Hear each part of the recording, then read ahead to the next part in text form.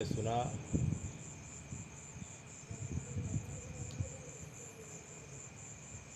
कि जो नीलांचल में निवास करते हैं, जो जगत के नाथ हैं, जो जगत बंधु हैं, दीन बंधु हैं, दीनानाथ हैं, जो जगतपति हैं, वे वर्तमान कली काल में नीलांचल क्षेत्र नीलगिरी पर्वत पे स्थित श्री क्षेत्र नाम की जगह पे आप जो हैं अपने अग्रज बलभद्र और अपनी कनिष्ठा बहन सुभद्रा के साथ श्री जगन्नाथपुरी, जिसे हम श्री पुरुषोत्तम क्षेत्र, शंख क्षेत्र और महोदधि क्षेत्र के नाम से भी जानते हैं, उस जगह पे आप वर्तमान में बैकुंठ के बाद दूसरे धरती के बैकुंठ में आप निवास करते हैं और भक्तों के ऊपर अपनी अनेक प्रकार से करुणा और कृपा और कटाक्ष बिखेरते हैं। हमने यह भी सुना पिछले बार की कथा में कि आपकी उत्पत्ति के, आपके जगन्नाथ के रूप में अवतार लेने के 3 कारण हैं। तो पहला कारण जो हमने पिछले बार कथा में सुना था कि ब्रह्मा जी के मन में बार बार जब सृष्टि में प्रलय होता है तो उनके मन में बड़ी करुणा आ जाती है कि मेरी बनाई सृष्टि के लोग बार बार प्रलय के कारण मृत्यु को समा जाते हैं, तो क्यों ना मैं तप करके श्री हरि को प्रसन्न करूं और लोगों को मृत्यु के और प्रलय के बार बार समा जाने से बचा लूं। तो सभी व्यक्तियों को शरीर छूटने के बाद वैकुंठ मिले, इसी आशा के साथ ब्रह्मा जी अपने ब्रह्मलोक से नीचे उतरकर नीलांचल क्षेत्र में एक पर्वत पे आके गिरते हैं, आके जो है एक पर्वत पे आके तपस्या करते हैं, जिस पर्वत को वर्तमान में ब्रह्मगिरी पर्वत के नाम से जाना जाता है। ब्रह्मा जी जब तपस्या में रत थे तो उनकी यह भावना यमराज जी को पता चल गई कि यमराज जी ने सोचा कि अगर ब्रह्मा जी के ऊपर भगवान कृपा करेंगे तो मेरा यमलोक खाली हो जाएगा और सभी लोग बैकुंठ चले जाएंगे।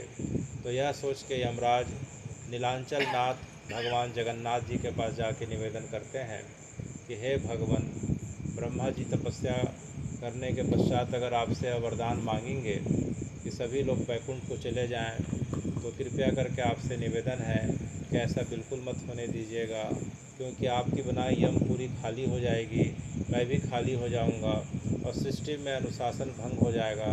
सभी लोग अगर पाप कर्म करने वाले भी हों वो भी बैकुंठ चले जाएंगे, तो यह सृष्टि का अनुशासन और मर्यादा जो है धीरे धीरे भंग होते जाएगा। तो आप कृपा करें, कृपा करें।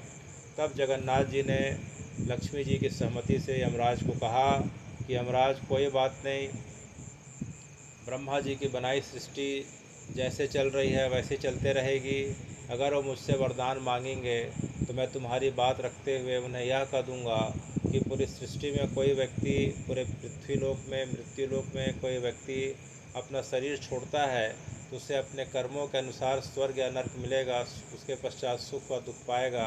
लेकिन कोई व्यक्ति अगर पूरे जीवन पर्यंत में एक बार भी अगर इस नीलांचल क्षेत्र में, श्री पुरुषोत्तम क्षेत्र में, श्री क्षेत्र में, महोदधि क्षेत्र में, शंख क्षेत्र में आकर मात्र और मात्र एक बार मेरा दर्शन कर लेता है तो उसे जो है सीधे सीधे वैकुंठ की प्राप्ति हो जाएगी। बाकी मृत्यु लोक में कहीं भी शरीर छोड़े तो उसे अपने कर्मों के अनुसार सुख और दुख, स्वर्ग और नरक का भागी होना पड़ेगा। तब यमराज प्रसन्न होकर चले जाते हैं। ब्रह्मा जी का तप पूरा होता है तो भगवान उन्हें यह आशीर्वाद देते हैं कि हे ब्रह्मा जी, अगर कोई व्यक्ति जगन्नाथ क्षेत्र में, श्री क्षेत्र में आके मेरा दर्शन कर लेगा तो उसके ऊपर आपका जो है नियम लागू नहीं होगा सृष्टि का कि उसे जो है स्वर्ग और नरक का दुख भोगना पड़ेगा, अभी तो वह सीधे बैकुंठ चला जाएगा। यह सुनकर ब्रह्मा जी भी प्रसन्न होते हैं कि चलो जगन्नाथ क्षेत्र के अलावा जो है किसी भी क्षेत्र में व्यक्ति को अगर जो है इस प्रकार से अगर मृत्यु होती है तो जो है भगवान मेरी इतनी जो है सम्मान कर रहे हैं कि जगन्नाथ क्षेत्र में जो है जिसका शरीर छूटेगा उसका जो है भगवान सीधे बैकुंठ का रास्ता इस प्रकार से निकाल लेंगे। तब ब्रह्मा जी भी प्रसन्न हो जाते हैं। तो ब्रह्मा जी ने भगवान से निवेदन किया कि हे भगवान, आपने जिस स्वरूप का मुझे दर्शन दिया है, यह आने वाला समय कलिकाल का आएगा, तो आप इस विग्रह को जो है मुझे प्रदान करें। तब जो है श्री हरि ने ब्रह्मा जी को अपना एक विग्रह प्रदान किया, जो आज भी जो है नीलांचल क्षेत्र में स्थित है, जिसे हम जो है श्री अलारनाथ भगवान के नाम से जानते हैं, जो ब्रह्मगिरी में स्थित है। कहाँ स्थित है? ब्रह्मगिरी। जगन्नाथपुरी से 20 किलोमीटर की दूरी पे एक पर्वत दिखाई पड़ रहा है। उस पर्वत को ब्रह्मगिरी पर्वत कहते हैं। ब्रह्मा जी ने वही तप करके श्री हरि को प्रसन्न किया और उनसे वरदान मांग लिया। और भगवान ने कहा कि जो है जो व्यक्ति जगन्नाथ क्षेत्र में, श्री हरि का जो क्षेत्र है जगन्नाथ क्षेत्र, पद्म पुराण में जो है, पद्म पुराण में पुरुषोत्तम क्षेत्र जो है 12 योजन का बताया गया है। कितना योजन का? 12 योजन का। 12 योजन का अर्थ होता है 120 किलोमीटर। पद्म पुराण में श्री जगन्नाथपुरी का क्षेत्र बताया गया है 12 योजन नहीं 10 योजन, और 1 योजन बराबर होता है 12 किलोमीटर। कितना किलोमीटर? 12 किलोमीटर। तो हम देखते हैं कि जो श्री क्षेत्र है, जो जगन्नाथपुरी का जो क्षेत्र है, पूरा का पूरा जो है 120 किलोमीटर का अगर देखा जाए तो पुरी से लेके भुवनेश्वर और भुवनेश्वर से लेके आगे कटक तक, कटक में जहाँ महानदी का जो इधर का किनारा है, उधर का किनारा से फिर छत्तीसगढ़ प्रारंभ हो जाता है, तो महानदी के इस किनारे तक जो है करीब करीब 120 किलोमीटर की दूरी है, वह पुरुषोत्तम क्षेत्र जगन्नाथ क्षेत्र के अंतर्गत आता है। और पद्म पुराण में वर्णन आता है कि उस क्षेत्र में रहने वाले चाहे मनुष्य हों, चाहे पशु पक्षी हों, चाहे कीट पतंगे हों, चाहे वृक्ष हों, किसी भी प्रकार के योनि के लोग हों, वे जब शरीर छोड़ते हैं तो साक्षात चतुर्भुज स्वरूप को प्राप्त होकर वैकुंठगामी होते हैं। किस स्वरूप को प्राप्त करके? चतुर्भुज स्वरूप को पाके। साक्षात श्री हरि का जो चतुर्भुज स्वरूप बताया गया है, जिसमें शंख चक्र गदा जो है अपने हाथ में धारण करते हैं, तो शरीर छूटने के पश्चात इस शंख क्षेत्र के जितने भी लोग हैं, चाहे किसी भी योनि के हैं, सीधे के सीधे बैकुंठ गमन करते हैं। यह बात पद्म पुराण में, स्कंद पुराण में बड़ी जो है प्रचुरता के साथ बताई गई है। इस शंख क्षेत्र की, पुरुषोत्तम क्षेत्र की, श्री क्षेत्र की इतनी महिमा है। तो हे भगवान, इसका एक नाम नाभि क्षेत्र भी है। क्या क्षेत्र है?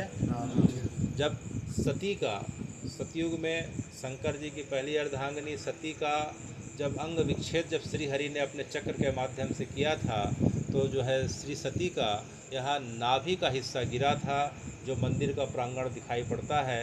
तो उसे जो है एक शक्ति स्थल के रूप में इसे जो है नाभि क्षेत्र के नाम से भी जाना गया है। तो इस क्षेत्र के अनेक नाम है, और इसका विस्तार कितना योजन बताया गया है? 10 योजन, अर्थात कितना किलोमीटर? 120 किलोमीटर। तो 120 किलोमीटर के क्षेत्र में रहने वाले किसी भी योनि के जो लोग हैं, शरीर छूटने के पश्चात सीधे जो हैं चतुर्भुज स्वरूप धारण करके वैकुंठ गमन कर रहे हैं। सतयुग से लेके आज तक, अभी तक शास्त्र ऐसा कहते हैं, और अनेकों अनेक संतों ने, महात्माओं ने इस चीज़ का अनुभव किया है। तो हे भगवान, इस प्रकार से हम जो है आपके प्रादुर्भाव के, जगन्नाथ जी के प्रादुर्भाव की जो है हमने जो है पहला जो है कारण को सुना। दूसरा कारण जो है हम जो है कई वर्षों से सुनते आ रहे हैं, जिसमें जो है भगवान का संबंध जो है द्वारिका में हमने सुना था कि किस प्रकार से भगवान गोपियों के याद में जो है विरह अवस्था को प्राप्त हो गए और उनका शरीर जो है गोलाकार हो गया। तो जो है उस स्वरूप को नारद जी ने देख लिया, और नारद जी ने भगवान से वरदान मांग लिया। तो भगवान ने कहा कि आने वाले समय में जो है मैं इंद्र दम्युन और उसकी पत्नी गुंडीचा के घर में जो है इस जो है अर्चा विग्रह के रूप में मेरा अवतार होगा। किस रूप में? अर्चा विग्रह। अर्चा जो है भगवान के मूर्ति के विग्रह को, चाहे वह मूर्ति जो है काष्ठ की लकड़ी की बनी हो, चाहे पत्थर की बनी हो, चाहे धातु की बनी हो, चाहे रेत की बनी हो, बालू की बनी हो, चाहे मिट्टी की बनी हो, इन किसी भी जो है तत्वों से बने हुए भगवान के विग्रह को क्या विग्रह कहते हैं? अर्चा विग्रह कहते हैं। क्योंकि भगवान का जो मुख्य जो कलयुग का विग्रह माना गया है वह क्या माना गया है? अर्चा विग्रह माना गया है। और शास्त्र कहते हैं कि कलयुग के जो है 5000 से लेके 1000 वर्ष और बीत जाएंगे, तब भगवान का जो अर्चा विग्रह का जो स्वरूप का जो सामर्थ्य है, अभी ऐसा माना जाता है कि अभी पिछले वर्ष अयोध्या जी में जो है राम जी की अर्चा विग्रह की स्थापना की गई। तो हम देखते हैं कि जब अर्चा विग्रह की स्थापना होती है तो उसके पहले जो होता है, क्या होता है, वह मूर्ति कहलाता है। जब साधारण जो है धातु से, मिट्टी से, बालू से या किसी अन्य चीज़ों से कोई भगवान का रूप आकार लेता है तो उसे क्या कहते हैं? मूर्ति कहते हैं।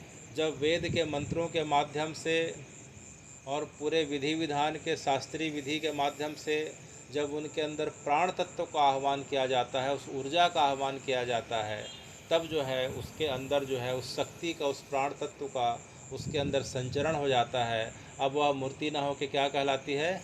श्री विग्रह कहलाती है। तो शास्त्रों की आज्ञा है कि कलयुग के कुछ हजार वर्ष बीतने के बाद भगवान की जो विग्रह के अंदर का जो सामर्थ्य है, कि विग्रह के दर्शन से जो है अनेकों अनेक भक्तों को जो है भगवान की लीलाओं का दर्शन होता आया है। उन्होंने जो है अनेकों अनेक लीलाओं का भगवान के साथ अनुभव किया है। जिस प्रकार से हम जो है पिछली कथाओं में गोविंद स्वामी के बारे में हमने सुना कि भगवान उनके साथ कैसी लीला करे। इसके पूर्व हमने सुना सूरदास जी के साथ भगवान ने कैसी लीला करी, कुंभन दास जी के साथ कैसी लीला करी। तो भगवान की यह विशेषता है कि कली काल का भी 5126 वर्ष बीता है। कुछ समय तक और जो है भगवान के विग्रह जो हैं भक्तों के भाव के अनुरूप बाहर निकल के जो है भक्तों के साथ उसी लीला का अनुभव प्रदान करेंगे।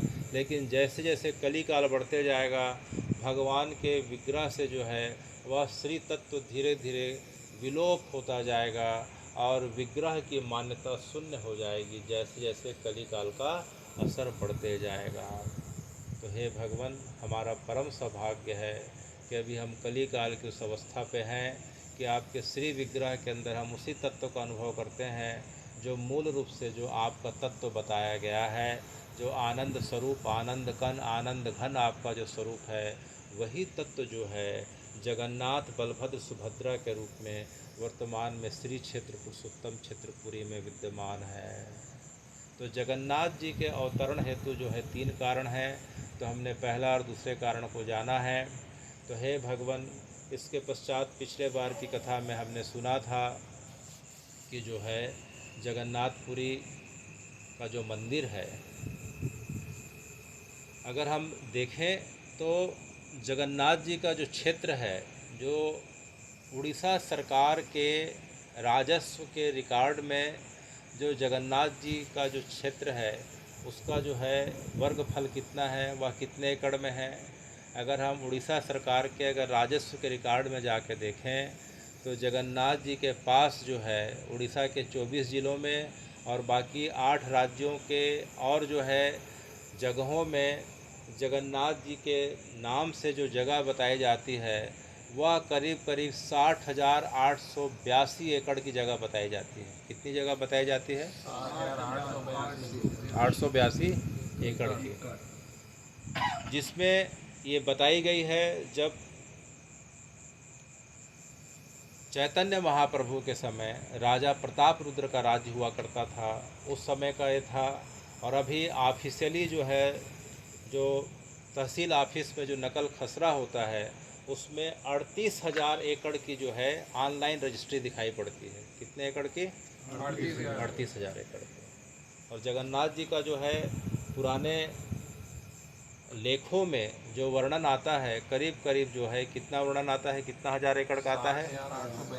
60,882 एकड़ का आता है। और उनके राजस्व में जो रिकॉर्ड में जो चढ़ गया है वो करीब करीब 38,000 एकड़ है। तो जगन्नाथ जी का जो है इतना विस्तार है। तो उसी विस्तार के क्षेत्र में जो है हम अब जगन्नाथ जी के मंदिर में प्रवेश कर चुके हैं। पिछले बार की कथा में हमने सुना था कि जगन्नाथ जी के मंदिर में प्रवेश करते ही क्या है, कौन सा जगन्नाथ जी का स्वरूप दिखाई पड़ता है? पतित पावन जगन्नाथ। और हमने उसकी कथा सुनी थी कि पतित पावन जगन्नाथ कौन है, क्योंकि हमें यह पिछले बार की कथा में पता चला था कि हिंदू, सिख, बौद्ध और जैन मतों को मानने वाले ही जगन्नाथ मंदिर में प्रवेश कर सकते हैं। इसके अलावा दूसरों को प्रवेश का अधिकार नहीं है। लेकिन ऐसे अनेकों अनेक भक्त हुए हैं जो इन मतों के अलावा दूसरे मतों में दीक्षित रहे हैं, वे भी जगन्नाथ जी के भक्त रहे हैं। तो उनके लिए श्री जगन्नाथ जी जो हैं, जैसे ही हम स्वर्ग द्वार पे, जैसे ही हम सिंह द्वार पे प्रवेश करते हैं, वहाँ जगन्नाथ जी का स्वरूप दिखाई पड़ता है। जिस स्वरूप पे जगन्नाथ जी लोगों को दर्शन करके उनके जो है पापों का भगवान विमोचन करते आए हैं और उन्हें भक्ति और प्रेम का दान करते आए हैं, उस स्वरूप को हम क्या कहते हैं? पतित पावन जगन्नाथ। तो हमने पतित पावन जगन्नाथ की कथा सुनी थी। तो हे भगवान, आज हम फिर से जगन्नाथ जी के प्रांगण में प्रवेश कर चुके हैं। सभी लोग अपने मानसी में अर्थात मानस पटल में अब जगन्नाथ जी के मंदिर में प्रवेश करने का भाव रखने वाले हैं।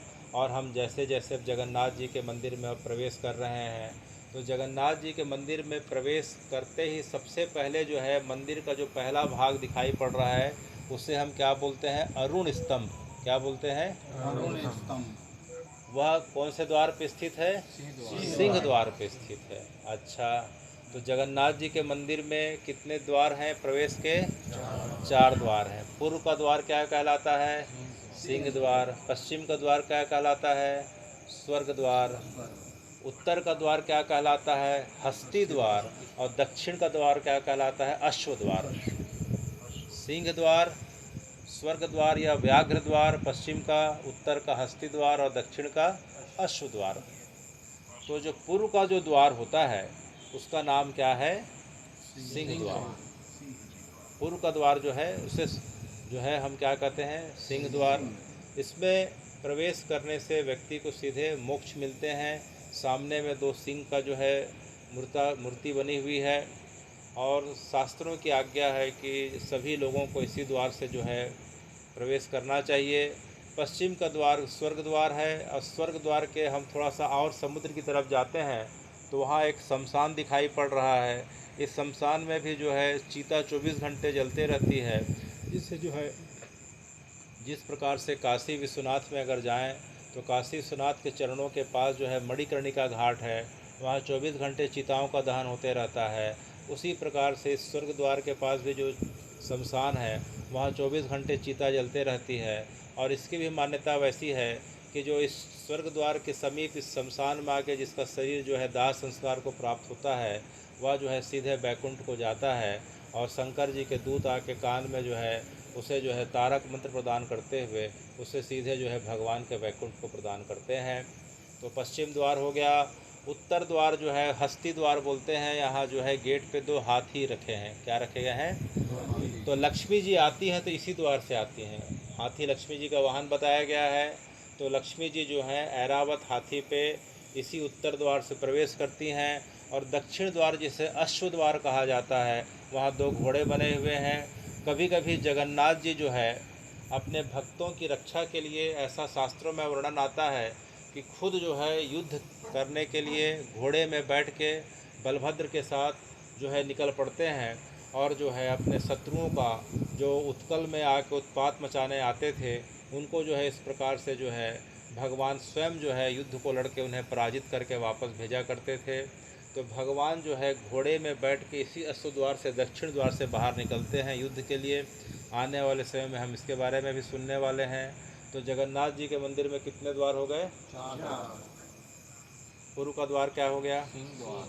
पश्चिम का, उत्तर का हस्ती द्वार और दक्षिण का अश्व द्वार।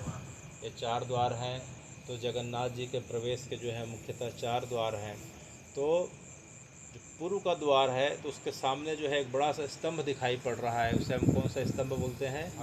अरुण स्तंभ। जगन्नाथ जी के मंदिर परिसर में जो है 2 बड़े बड़े स्तंभ हैं। बाहर में जो है वह अरुण स्तंभ है और अंदर में कौन सा स्तंभ है? गरुण स्तंभ है। जगन्नाथ जी के गर्भगृह के सामने जो है स्तंभ वह गरुण स्तंभ कहलाता है और पूर्वी द्वार के सामने जो है अरुण स्तंभ कहलाता है। यह अरुण स्तंभ करीब करीब 33 फीट ऊंचा है। कितना ऊंचा है? 33 फीट ऊंचा है। तो 33.8 फीट ऊंचा है।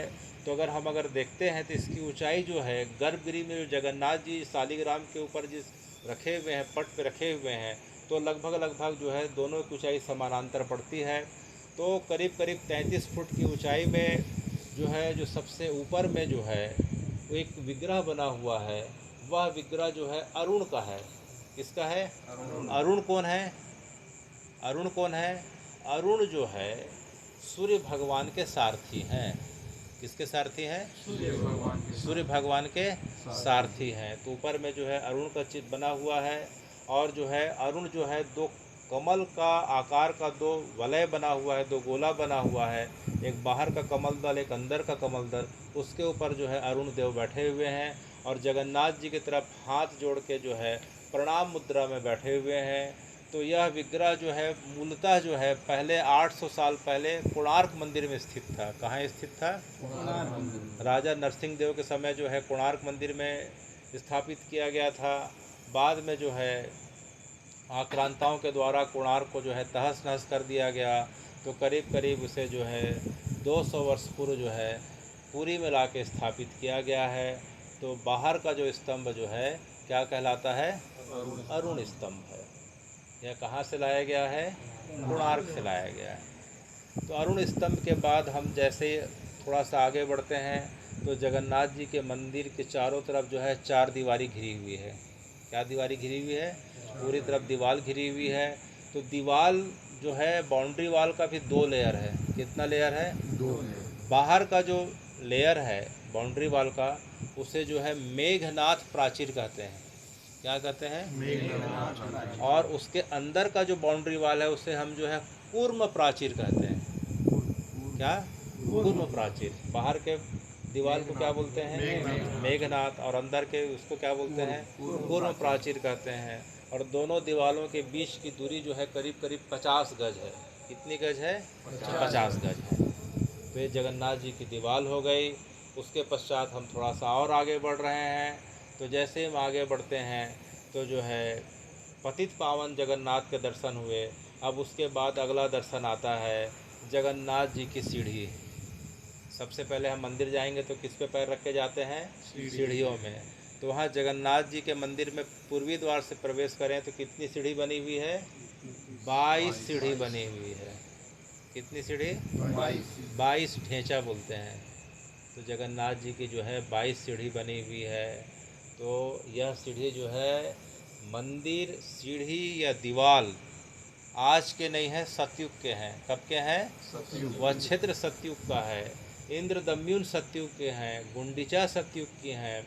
इंद्रदम्युन और गुंडीचा ने जब भगवान के विग्रह को जब स्थापित बना लिया गुंडीचा मंदिर में, उसके बाद मंदिर में स्थापित करना था। तो जब मंदिर में जब बन गया तो भगवान की श्री विग्रह की जो है प्राण प्रतिष्ठा किसने करी? ब्रह्मा जी और नारद जी ने। किसने करी? तो जगन्नाथ जी की सबसे पहली पूजा किसने करी? ब्रह्मा जी ने। जगन्नाथ जी के मंदिर में पहली ध्वजा किसने फहराई? ब्रह्मा जी ने। तो ब्रह्मा जी के द्वारा पूजित और सेवित यह जगह है और इंद्रदम्युन और गुंडीचा के द्वारा निर्मित यह जगह है। और यह जगह किसने प्रदान करी थी? समुद्र ने प्रदान करी थी। अपनी पुत्री, अपनी कन्या लक्ष्मी को देने के लिए प्रदान करी थी, क्योंकि लक्ष्मी के जो हैं अधिपति कौन है? श्री हरि हैं। तो लक्ष्मी जी जो है समुद्र की कन्या हैं।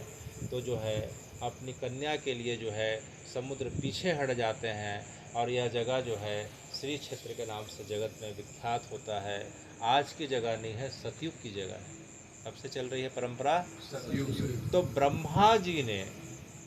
ब्रह्मा जी ने मंदिर की व्यवस्था को सुचारू रूप से चलाने के लिए उन्होंने 110 नियमावली का जो है निर्माण किया। कितनी गाइडलाइन थी ब्रह्मा जी की? 110 गाइडलाइन। आने वाले समय में जगन्नाथ जी कृपा होगी तो उसके बारे में सुनेंगे कि जगन्नाथ जी की गर्भगृह में कौन सेवा करेगा, कौन फूल लाएगा, कौन प्रसाद की सेवा करेगा, कौन जल की सेवा करेगा, कौन साग भाजी लाएगा, कौन रथ के लिए लकड़ी बिनने जाएगा, कौन जो है रथ बनाएगा, कौन रथ खींचेगा, कौन रथ के लिए लकड़ी रस्सी का जो है इस प्रकार से व्यवस्था करेगा, आदि आदि। तो एक एक चीज़ों की गाइडलाइन ब्रह्मा जी के द्वारा बनाई गई है। और आज भी जो है जगन्नाथ जी के मंदिर में जाते हैं तो अब पूरी की पूरी गाइडलाइन लिखी हुई है और उसी के हिसाब से अक्षरशः आज भी पालन होता आया है। जगन्नाथ जी का मंदिर ऐसा है पूरे विश्व में, पूरे धरती पे, कि जो ब्रह्मा जी के समय, सतयुग के समय जो दिशा निर्देश दिया गया था और उसी का उसी दिशा निर्देश ज्यों का त्यों आज भी पालन और अभी भी पालन किया जा रहा है। जो सब्जी और प्रसाद उस समय बनते थे आज भी वही सब्जी और प्रसाद बनते हैं। जगन्नाथ जी के लिए आलू का, प्याज का, टमाटर का, अनेकों अनेक विदेशी जो सब्जी वर्तमान में आ गई है, किसी प्रकार का उपयोग सतयुग के समय से नहीं हो रहा है, अभी भी नहीं हो रहा है। तो कहने का मतलब कि ब्रह्मा जी के द्वारा पूजित और सेवित जगह है, सतयुग के समय की जगह है। समुद्र ने पीछे हट के जगह प्रदान किया, इंद्र, दम्युन और गुंडिचा ने मंदिर का निर्माण किया। तो यह सीढ़ी जो दिख रही है, यह सीढ़ियों की संख्या कितनी है? 22 सीढ़ी है। और एक सीढ़ी की लंबाई जो है 70 फीट लंबी और 6 से 10 फीट चौड़ी। कितनी लंबी चौड़ी? 6 से 10 फीट चौड़ी। तो हे भगवान, यह 22 सीढ़ी क्यों है, 23 सीढ़ी या 21 सीढ़ी क्यों नहीं है? तो शास्त्र बताते हैं कि जो है सतयुग के समय का जो महामंत्र था, जैसे कली काल का जो महामंत्र है क्या है कि हरे कृष्ण कृष्ण कृष्ण हरे हरे, उसी प्रकार से सतयुग का मंत्र जो हुआ करता था, हे कृष्ण हे गोविंद हरे मुरारी, जो हम सुनते आए हैं, तो उसमें जो है 22 जो है इस प्रकार से अक्षर होते हैं। तो उनके प्रतीक के रूप में जो है यह सीढ़ी है।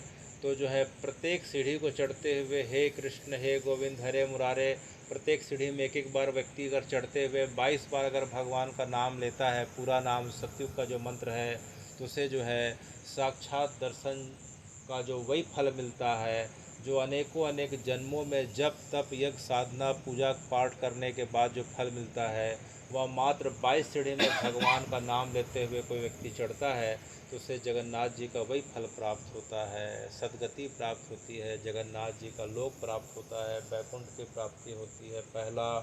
और दूसरा कारण यह बताया गया है कि हमारे अंदर विकारों की संख्या जो है 22 है। कितने विकार होते हैं? 22 में मुख्यतः 6 विकार सबसे प्रधान है, जिसे षट विकार कहा गया है। काम क्रोध लोभ मद मोह अहंकार, ऐसा करके इसमें से 6 प्रमुख हैं। लेकिन मूलतः हमारे शरीर में कितने विकार होते हैं? शरीर और मन के विकारों की संख्या कितनी हो गई? 22 हो गई। तो प्रत्येक सीढ़ी में जो व्यक्ति भगवान का पवित्र नाम लेते हुए उसके जो है मन के अनुकूल जो भी नाम हो, कली काल में जो नाम अच्छा लगता हो, राधे राधे कृष्ण कृष्ण राम राम जगन्नाथ, जो भी अच्छा लगता हो, जो है प्रत्येक सीढ़ी में जो व्यक्ति जो है भगवान का नाम लेते हुए 22 सीढ़ियों को पार कर लेता है तो जगन्नाथ जी की जो है वास्तविक कृपा की उसे जो है प्राप्ति हो जाती है। तो ये 22 सीढ़ी जो है, इन सीढ़ियों को अगर देखा जाए तो इसमें जो तीसरी सीढ़ी है बड़ी खास सीढ़ी दिखाई पड़ रही है। तीसरा जो पत्थर दिखाई पड़ रहा है वह काले रंग का है। कौन से रंग का? काले रंग का। उस शिला को, उस पत्थर को हम क्या कहते हैं? यम शिला कहते हैं। तो यमराज ने जो भगवान से जो वरदान मांगा उसी जगह चरितार्थ होता है कि जाते समय जो है व्यक्ति 22 सीढ़ी में पैर रख के जाए, लेकिन जब उतरता है तो उसे जो है यम शिला में पैर नहीं रखना चाहिए। कौन सी शिला में पैर नहीं रखना चाहिए? यम शिला में। तो शास्त्र ऐसा कहते हैं कि इसी जगह जो है यमराज ने जो भगवान से वरदान मांगा था कि भगवान जो है कोई व्यक्ति आपके दर्शन करे तो वह पाप से मुक्त हो जाएगा। लेकिन यह बताइए कि पापी से पापी कोई कितना भी व्यक्ति हो, एक बार आपका दर्शन कर लिया तो फिर जो है उसके अलावा जो बाकी लोग जो पाप नहीं करे हैं और जो पाप करे हैं तो उनमें क्या भेद हो जाएगा? तब जगन्नाथ जी ने कहा नहीं नहीं, ऐसी बात नहीं है यमराज। जो व्यक्ति जो है बहुत दुराचारी हो, बहुत ज़्यादा कुसंग का शिकार हो, उसके तो मैं बहुत सारे पापों को नष्ट करता हूँ, लेकिन जो है सृष्टि की व्यवस्था बनाने के लिए मैं एक ऐसी व्यवस्था कर देता हूँ कि व्यक्ति अगर जो है तीसरे अगर यमशिला में अगर पैर रख देगा तो पुनः उसके अंदर जो है ये जितने पुण्य खत्म हो जाएंगे और पुनः जो है पाप सवार हो जाएंगे। तो जो भगवान के परम भक्त होते हैं वे जो है जाते समय तो पैर जो रखते हैं, लेकिन आते समय जो है तीसरी सीढ़ी पे पैर नहीं रखते हैं, जिसे यम शिला कहते हैं। ये पद्म पुराण में इसका वर्णन आता है। तो यम शिला से आगे बढ़े, धीरे धीरे हम आगे बढ़ते हैं, आगे बढ़ते जाते हैं। अच्छा, यम शिला की विशेषता यह है कि शिला पे जो है बैठ के व्यक्तियों का जो है इस जगह पे मुंडन का कार्य किया जाता है, तर्पण श्राद्ध यहीं किया जाता है। और किसी व्यक्ति की जो है संतान अगर नहीं हो रही है तो इसी जो है शिला पे बैठ के जगन्नाथ जी के पास बड़े भाव से दोनों हाथों को फैला के जगन्नाथ जी को पुकारता है, तो जगन्नाथ जी कृपा करते हैं इन सीढ़ियों पे बैठे व्यक्ति पे, और जो है उसे संतान सुख की प्राप्ति होती है। तो जगन्नाथ जी के मंदिर में जो है सबसे जो महत्वपूर्ण जो बात बताई गई है वह जगन्नाथ जी की सीढ़ियाँ। उन सीढ़ियों पे व्यक्ति जो है प्रणाम करता हुआ और भक्तों के आने जाने के कारण उनके चरणों में पड़ी जो धूल को उठा के व्यक्ति जो माथे में लगा के चलता है या प्रत्येक सीढ़ी में दंडवती करते हुए 22 सीढ़ी को पार करता है, तो शास्त्र कहते हैं कि उसे जगन्नाथ जी की जो है इतनी अहौतिक कृपा होती है, इतनी अहौतिक कृपा होती है कि कई बार साक्षात सामने खड़े होकर दर्शन करने वालों को जो फल नहीं मिलता है, वह सीढ़ी को जो बड़े भाव के साथ प्रणाम करते हुए दंडवती करते हुए आगे बढ़ता है, तो उसे उस फल की प्राप्ति होती है। अनेकों अनेक भक्त ऐसे हुए हैं कि जिनकी संतान सुख का जो भाव था इसी सीढ़ी में बैठ के मात्र भजन करने से हो गया। पूर्वजों का तर्पण इस जगह पे करने से संकल्प करके जो है दक्षिण की तरफ संकल्प करके कोई कर ले सीढ़ी में बैठ के, तो उनके पूर्वज सीधे बैकुंठ को प्राप्त होते हैं। इस जगह पे बच्चों का मुंडन संस्कार करने का भी प्रावधान है। तो इन जो है जगन्नाथ जी के मंदिर में सबसे प्रमुखता से जो है जिसके बारे में वर्णन आता है वह जगन्नाथ जी की सीढ़ियाँ हैं। इन सीढ़ियों को साक्षात जो है बैकुंठ की सीढ़ी कहा जाता है। किसकी सीढ़ी? बैकुंठ की सीढ़ी। तो सीढ़ी कोई साधारण सीढ़ियाँ नहीं है, और सतयुग से लेकर आज तक अभी तक इस सीढ़ियों में असंख्य लोगों के अनगिनत भक्तों के जो है चरण धूलि पड़ी हुई है। तो इन चरण धूलि को माथे पे लगाते हुए व्यक्ति भाव के साथ जगन्नाथ जी के पास अगर दर्शन के अभिलाषा रखते हुए जाता है और बार बार अपने पुराने किए हुए गलतियों के लिए क्षमा मांगता है और जगन्नाथ जी की तरफ दोनों हाथों को उठा के जो है जगन्नाथ जी से बार बार प्रार्थना करता है, तो जगन्नाथ जी उसके पुराने पापों को जो है पुराने कर्मों को तत्काल भस्म करते हुए उसे अपनी भक्ति और अपने लोगों को प्रदान करते हैं। तो सीढ़ी की महिमा ऐसी है। तो जगन्नाथ जी के जो है मंदिर में कितनी सीढ़ी दिखाई पड़ रही है? 22 सीढ़ी। वर्तमान में 18 सीढ़ी दिखाई पड़ती है। अगर हम थोड़ा सा अगर उत्तर की तरफ जाते हैं आनंद बाज़ार की तरफ तो 2 सीढ़ी और दिखाई पड़ती है। तो करीब करीब जो है 20 सीढ़ी का वर्णन आता है। और जो है 22 सीढ़ी जो है अभी 2 सीढ़ी जो है किसी कारणों से जो है उपलब्ध नहीं हो पा रही है। लेकिन सतयुग के समय से जो सीढ़ी थी, कितनी सीढ़ी थी? 22 सीढ़ी। सबसे महत्वपूर्ण है सीढ़ियाँ। वर्तमान में जो भारत की जो राष्ट्रपति हैं, क्या नाम है उनका? हम देखे थे कि जब राष्ट्रपति बनी थी तो शपथ ग्रहण के पश्चात वह करीब करीब जो है गुंडीचा से पैदल जो है बिना चप्पल के पैदल आई थी और जो है सीढ़ियों को जो है प्रणाम करते हुए दंडवती करते हुए फिर जगन्नाथ जी के मंदिर का अंदर गर्भगृह का दर्शन करी थी। तो हमारी राष्ट्रपति महोदया का जब इतना भाव है तो हमारा भाव भी उस स्तर का होना चाहिए, क्योंकि जो है राष्ट्रपति जो है हमारी जो है इस प्रकार से महिला होने के पश्चात भी जो है इतना जगन्नाथ जी के ऊपर भाव रखती हैं। और उनका मानना यह है कि एक साधारण शिक्षिका के पश्चात उनके पति और संतानों का जो है समय जो है मृत्यु हो जाने के कारण भी उनको जो संबल दिए हैं महादेव ने दिया है और जगन्नाथ जी ने दिया है। जब महादेव के मंदिर में जब वो झाड़ू पोछा कर रही थी, रोज़ नित्य सफाई करती थी महादेव के मंदिर में, तब उनके पास खबर आती है कि आपको जो है राष्ट्रपति पद के लिए मनोनीत किया गया है। तो उनके ऊपर जो है महादेव की विशेष कृपा है और जगन्नाथ जी की विशेष कृपा है।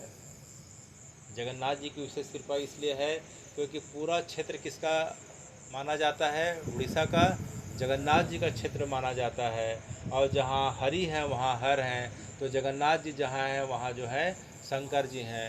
इस प्रकार से जो है मूलतः जो है मूल कृपा किसकी है?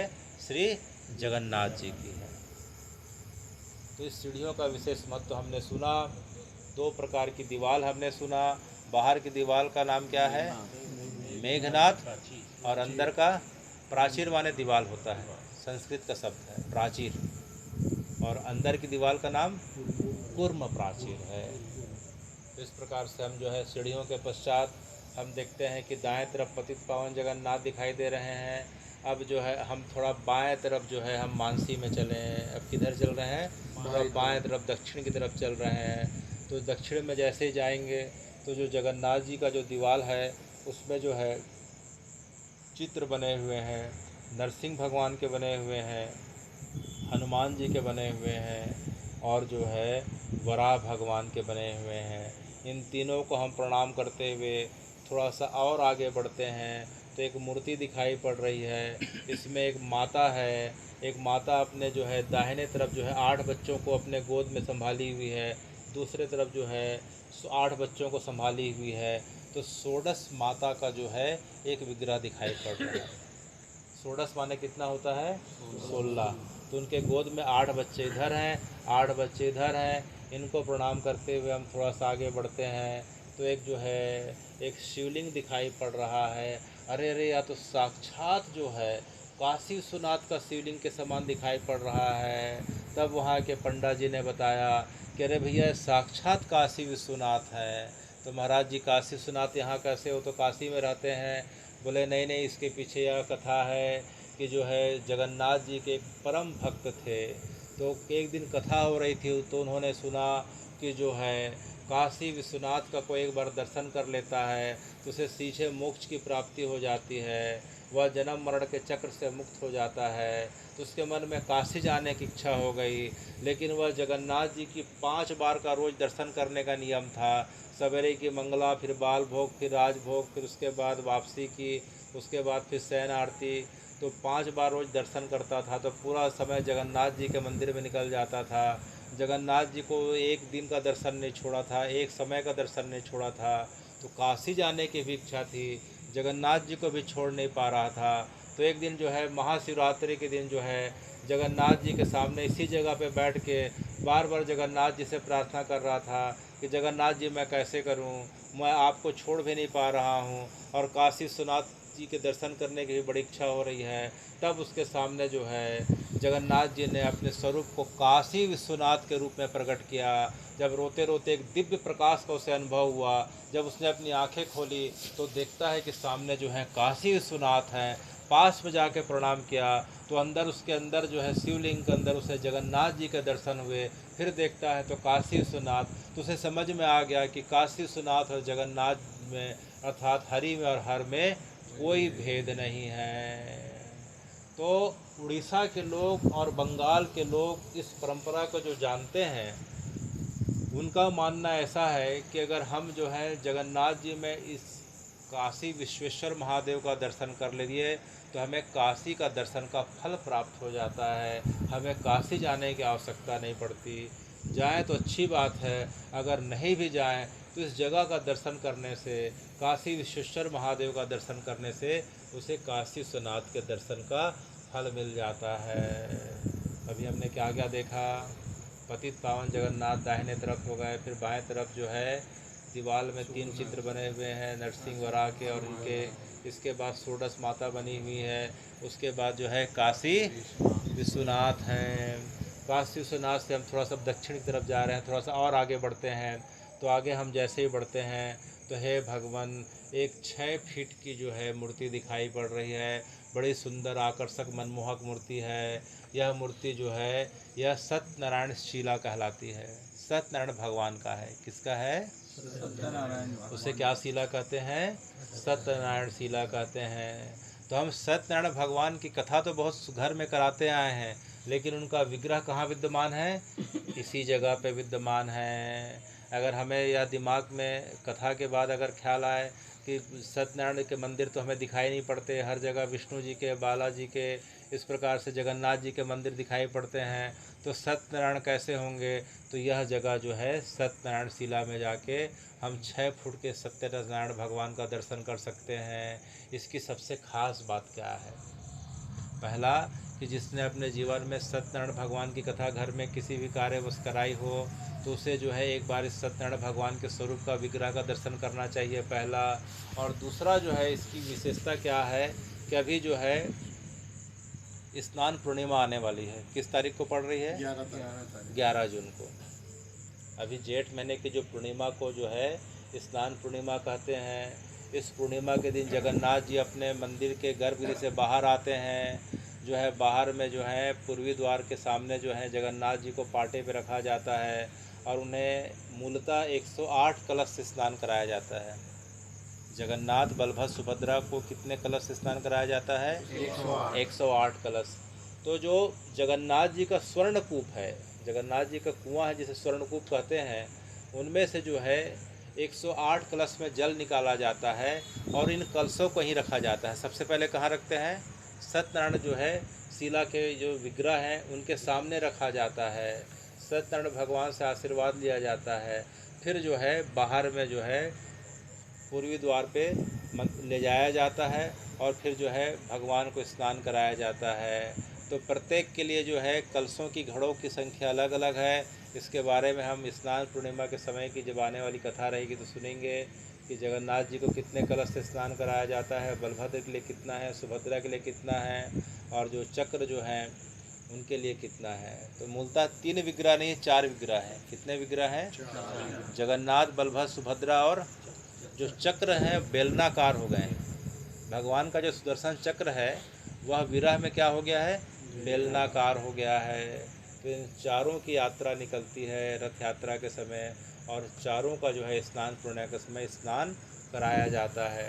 तो जो स्वर्णकूप से जो कलश पात्र लाए जाते हैं इसी जगह पे रखे जाते हैं, जिससे हम जो है क्या कहते हैं? सत्यनारायण शिला या सत्यनारायण भगवान का मंदिर। तो जिनके मन में सत्यनारायण कथा के बाद उनका विग्रह देखने की इच्छा हो, कभी जगन्नाथपुरी जाए तो इस विग्रह का दर्शन करके इस चीज़ का अनुभव किया जा सकता है कि हमारे कथा वाले सत्यनारायण भगवान ऐसे दिखते हैं। तो सत्यनारायण भगवान के थोड़ा सा और आगे जाते हैं तो हमें दिखाई पड़ रहे हैं अग्निश्वर महादेव। क्या दिखाई पड़ रहे हैं? तो हे भगवान, अग्निश्वर महादेव कौन है?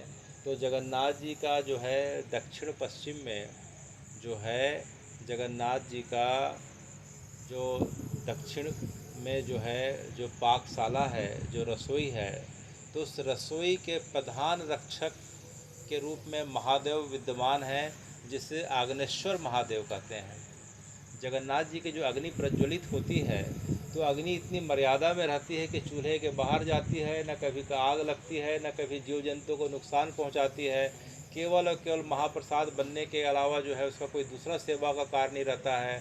तो अग्नि के रूप में जो है महादेव जो हैं जगन्नाथ जी की सेवा करते हैं और पूरे के पूरे परिसर को अनुशासन में रखते हैं। इसलिए मंदिर को आज लाखों ने करोड़ों वर्ष हो गए, मंदिर में कभी जो है अग्नि दुर्घटना, आगजनी की घटना नहीं हुई है, क्योंकि महादेव वहाँ अग्निश्वर महादेव के रूप में विद्यमान हैं।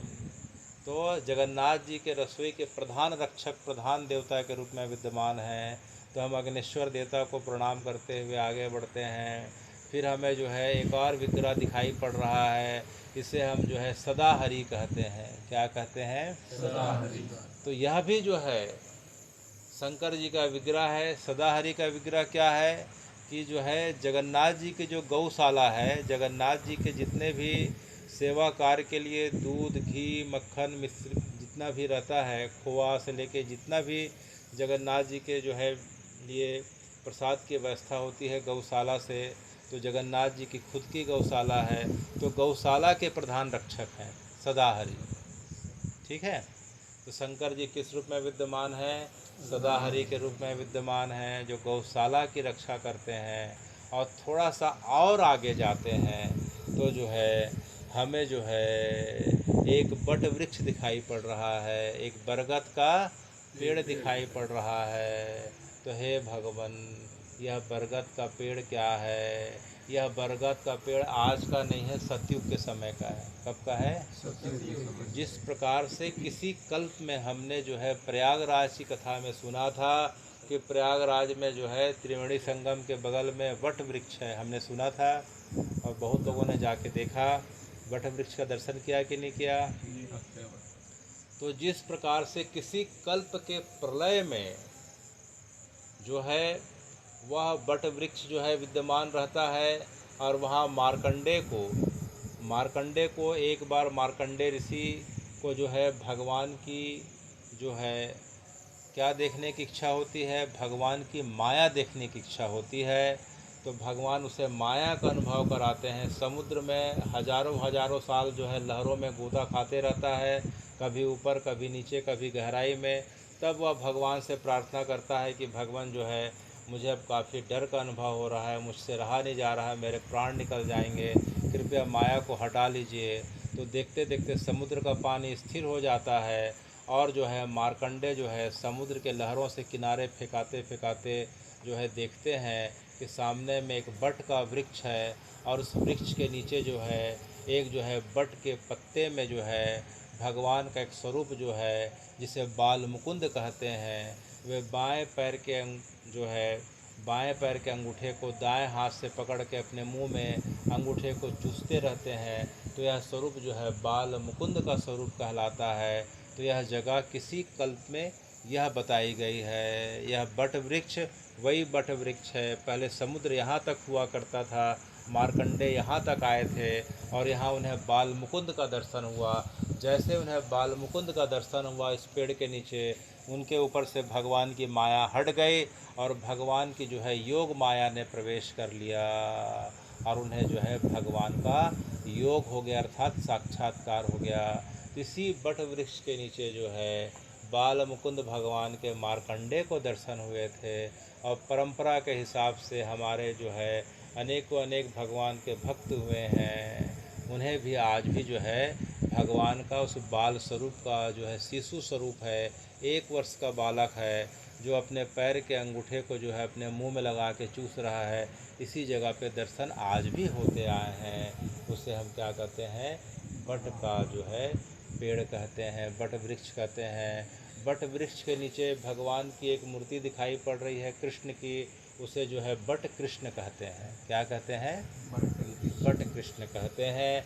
और बगल में एक दूसरा विग्रह दिखाई पड़ रहा है, वह गणेश जी का विग्रह दिखाई पड़ रहा है, उसे बट गणेश कहते हैं। क्या कहते हैं? बट गणेश कहते हैं। तो भादो माह की चतुर्दशी को जिसे अनंत चतुर्दशी कहते हैं, इसी जगह पे जो है गणेश जी का उत्सव बड़े धूमधाम के साथ मनाया जाता है। और भगवान के जो अनेक भक्त हुए हैं, हमने सुना था गणपति भट्ट नाम का भक्त था, उसे जो है जगन्नाथ जी ने इसी जगह पे जो है गणेश के रूप में दर्शन प्रदान किया था। तो उसे बट गणेश कहते हैं।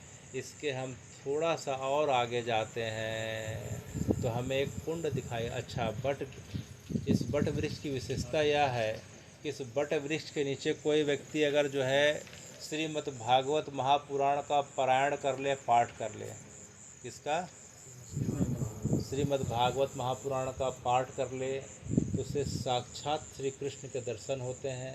पहला, अगर कोई व्यक्ति रामचरितमानस का इस जगह पे पूरा 7वां अध्याय का पाठ कर ले तो जगन्नाथ जी उसे जो है राम स्वरूप में धनुष बाण वाले राम के रूप में इसे दर्शन प्रदान करते हैं। तो बहुत सारे भक्त हुए हैं, उसमें जो है 500 वर्ष पूर्व जगन्नाथ जी के एक भक्त हुए हैं, उनका नाम ही था जगन्नाथ दास। क्या नाम था? जगन्नाथ दास जी ने इस जगह पे जो है श्रीमद् भागवत का पारायण किया 1 हफ्ते तक। तो उसे जो है साक्षात जो है श्री कृष्ण के दर्शन हुए। उसके पश्चात उसे वही कृष्ण जो है उन्हें जगन्नाथ जी के रूप में दर्शन दिए। तो तब से लेकर आज तक मान्यता चले आ रही है कि हम जीवन में जो है अगर घर में अगर नहीं पढ़ पाए, नहीं सुन पाए, तो उस बट वृक्ष के नीचे जो है श्रीमद् भागवत महापुराण का या रामचरितमानस का जो है भागवत महापुराण का 12 स्कंद या रामचरितमानस का 7वां अध्याय कोई व्यक्ति पढ़ ले, अगर उतना भी समय नहीं है तो कम से कम 1 अध्याय को पढ़ ले तो उसके ऊपर जो है साक्षात श्री हरि की उसके भाव के अनुरूप कृपा हो जाती है। अगर वह व्यक्ति राम जी के प्रति जो है भाव रखता है तो उसे तीर धनुष वाले राम जी के दर्शन हो जाते हैं। श्री हरि के रूप में दर्शन चाहता है जो है शंख चक्र गदा के रूप में, तो श्री हरि विष्णु जी के रूप में दर्शन हो जाते हैं। श्री कृष्ण के रूप में दर्शन चाहता है तो श्री कृष्ण के रूप में उसे दर्शन मिल जाता है। तो वह सिद्ध जगह क्या है? वह बट वृक्ष। तो जगन्नाथ दास जी को दर्शन हुए, उसके पश्चात चैतन्य महाप्रभु को दर्शन हुए, अनेक भक्तों को दर्शन हुए। उसके पश्चात जो है हम थोड़ा सा आगे बढ़ते हैं तो हे भगवान, एक कुंड दिखाई पड़ रहा है। क्या दिखाई पड़ रहा है? इस कुंड को हम रोहिणी कुंड कहते हैं। क्या कुंड कहते हैं? यह कुंड आज का नहीं है, सतयुग के समय का है, जब जगन्नाथ जी का यह मूल विग्रह लकड़ी का जब नहीं था, नीम की लकड़ी का वर्तमान का विग्रह है, दारुक विग्रह बोलते हैं। भगवान नीम के लकड़ी के विग्रह के पहले जो है किसी समय में जो है दूसरे विग्रह में थे। इस नीलांचल क्षेत्र में उनकी सेवा सबर जाति के दैत्यापति लोग करते थे।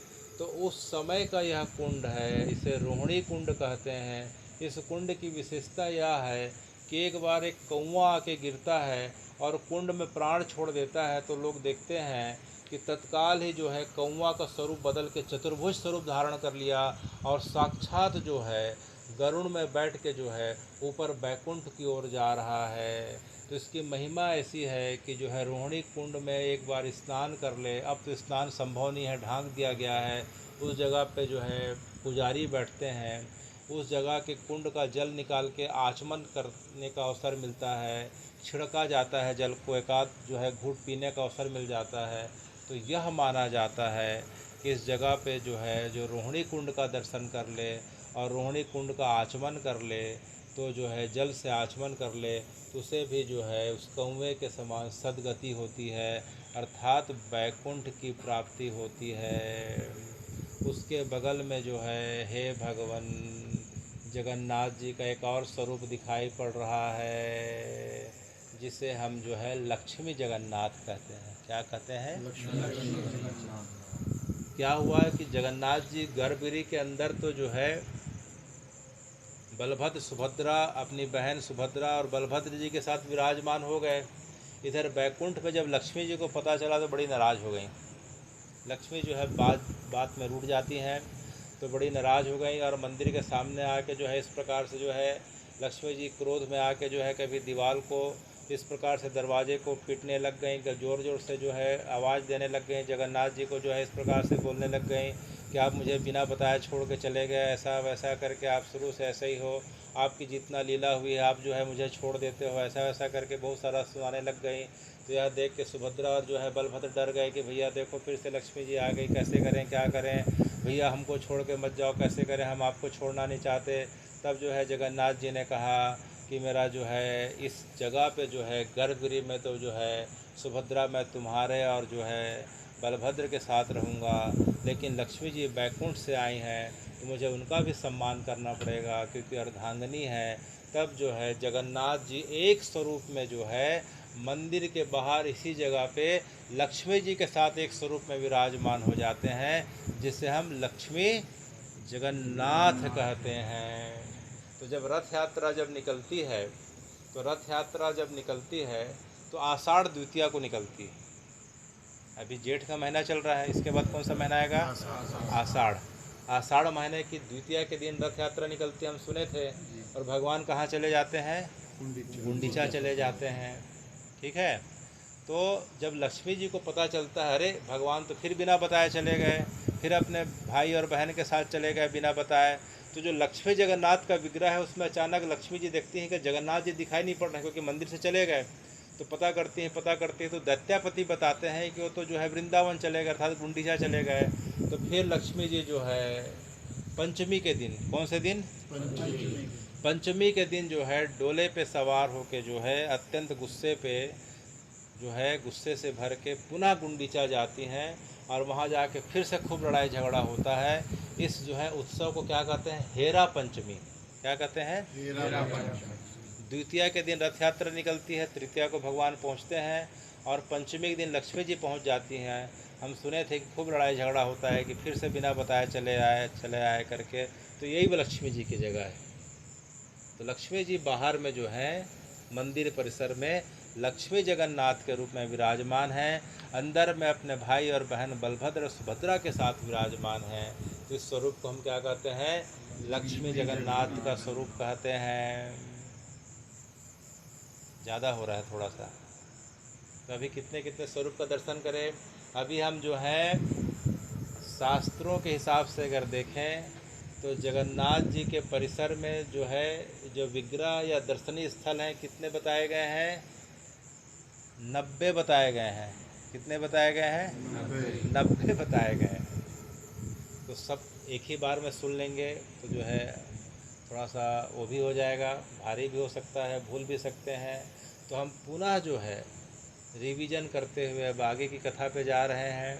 तो सबसे पहले क्या पढ़े? अरुण स्तंभ पढ़ते हैं। मानसी यात्रा में चलें, पहला क्या पढ़ा? 33 फीट ऊंचा है, अरुण भगवान ऊपर में बैठे हुए हैं। अरुण स्तंभ के पश्चात जो है जगन्नाथ जी की दीवाल है, 2 दीवाल है, मेघनाथ प्राचीर और कूर्म प्राचीर। उसके पश्चात पतित पावन जगन्नाथ, फिर 22 सीढ़ी आती है। तीसरी सीढ़ी को यमशिला बोलते हैं।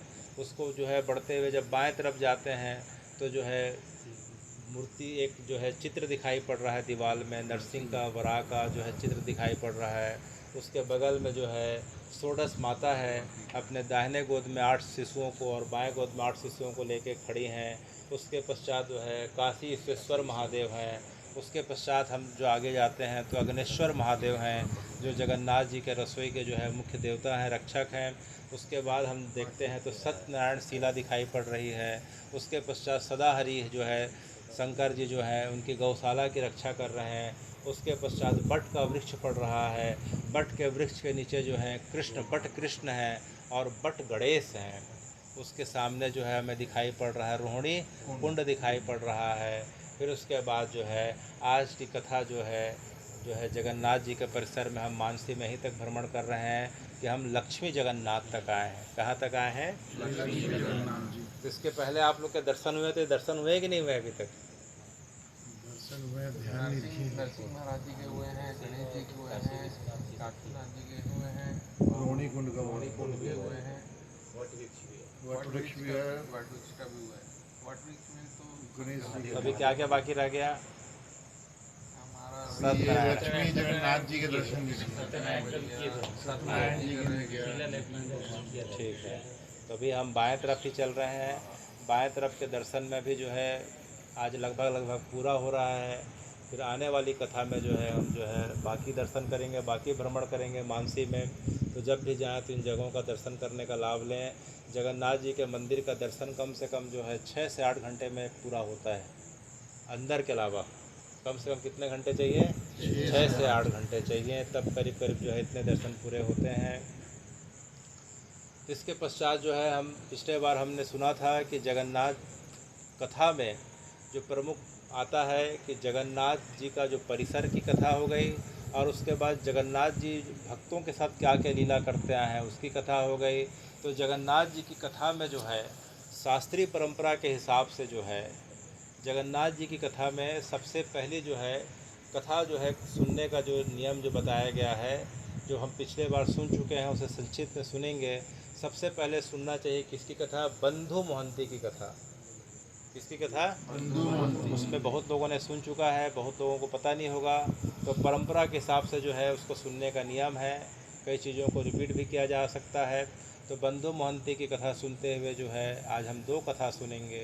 तो जगन्नाथ जी के आज से करीब 500-600 वर्ष पूर्व जो है महान भक्त हुए थे, जो है उनका नाम था बंधु मोहंती। बंधु मोहंती। अत्यंत गरीब थे, भिक्षा करके अपना जीवन यापन करते थे।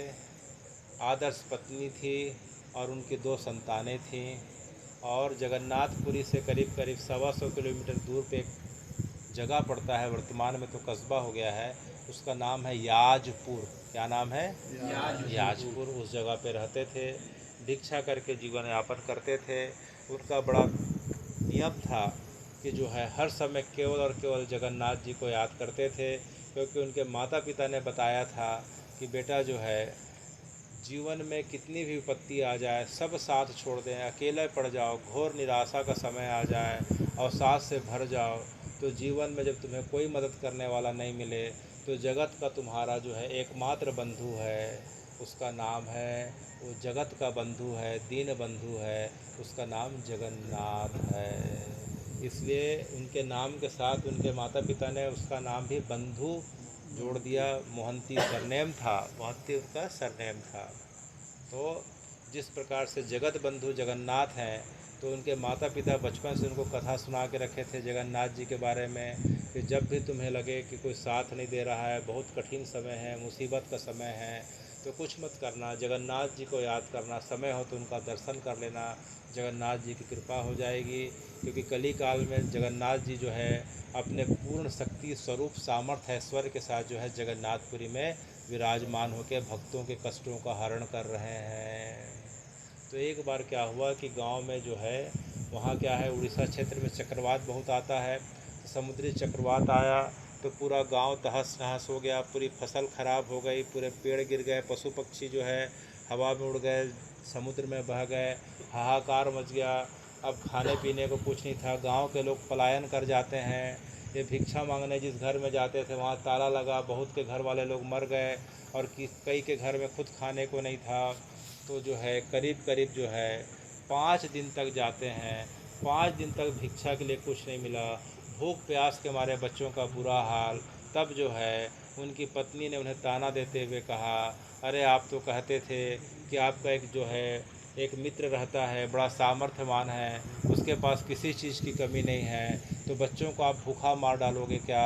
इसके पहले बच्चे भूखे मर जाएं, मैं भूखे मर जाऊं, तुम्हारा मित्र किस काम का? आखिर संकट की घड़ी में मित्र का परीक्षा होता है, तो उसे जो है मित्र के पास हमें ले चलो। तो बंधु मोहंती को लगा कि अब मुझे कोई आश्रय नहीं दिखाई पड़ रहा है, तो अपनी पत्नी को बोला, नहीं नहीं कोई बात नहीं, जो है आखिरी समय में जो है हमारा सहारा जो है हमारा मित्र है। अच्छा, तुम्हारे मित्र का नाम क्या है? तो जो है अपनी पत्नी को तो जगन्नाथ अगर बोलता तो पत्नी को विश्वास नहीं होता है कि भगवान इसके मित्र कैसे हो सकते हैं। तो अपने मित्र को बोला कि मेरे मित्र का नाम है जग्गू। क्या नाम है? जग्गू नाम है। अच्छा, कहाँ रहता है? वो पुरी में रहता है। अच्छा, तो वहाँ चलो भाई, ऐसा करके तो सब लोग पैदल चलते चलते जो है जाने लग गए। तो पहुँचते पहुँचते करीब उन्हें जो है 3 दिन 3 रात लगे।